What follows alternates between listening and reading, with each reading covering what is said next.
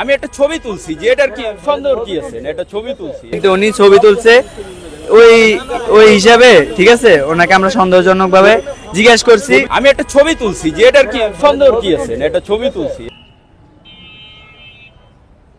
এই যে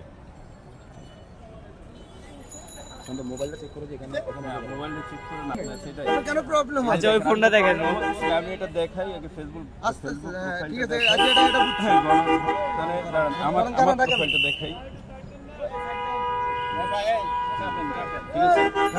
উনি এখানে ছবি তুলছে, এখন আমাদের দায়িত্ব হলো আমরা যাতে এখানে শাহবাগ থানা যুবদল আছি, কারণ তারা ফেসিদ সরকার, তাদের যে খুনি হাসিনা, তাদের ছাত্রলীগ বলেন যুবলীগ বলেন, তাদের হলো মানে কি বলবো এমন নিকৃষ্ট একটা দল, তো তাদের ছবি তো মানে তুলে তারা পোস্ট করে যে আমরা এটা আন্দোলনে সফল হয়েছি, আমরা হরতাল ডেকেছি, জয় বাংলা জয় বঙ্গবন্ধু বলে, ওদের তো ওদের ফুটকিতে দিব, ওরা কিভাবে এটা হয়?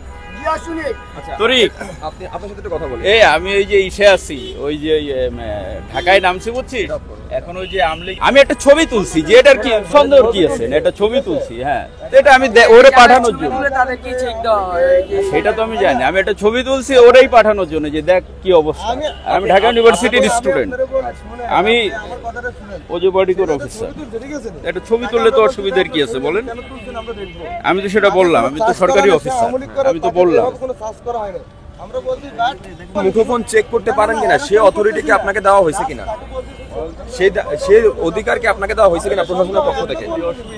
না এটা দেওয়া অনেক মানে এটা ওনার কাছে আপনি যেটা বলছেন যে ওনার পার্সোনাল ফোন, অবশ্যই ওনার পার্সোনাল জিনিস ওনার কাছে থাকবে, ওটা আমাদের চেক করার অধিকার নেই। কিন্তু উনি ছবি তুলছে ওই ওই হিসাবে, ঠিক আছে, ওনাকে আমরা সন্দেহজনক ভাবে জিজ্ঞাসা করছি যে ছবিটা, হ্যাঁ ছবিটা আপনি তুলতে পারেন, আপনি সাংবাদিক, আপনার বিভিন্ন আপনি কিছুদিন ধরে দেখতেছেন যে ফেসবুকে পোস্ট করা হচ্ছে, ছবিটা তুলে নিয়ে ফেসবুকে পোস্ট করা হচ্ছে জয় বাংলা জয় বঙ্গবন্ধু, ঠিক আছে, তারা লিখছে যে তারা প্রোগ্রাম সফল করেছে।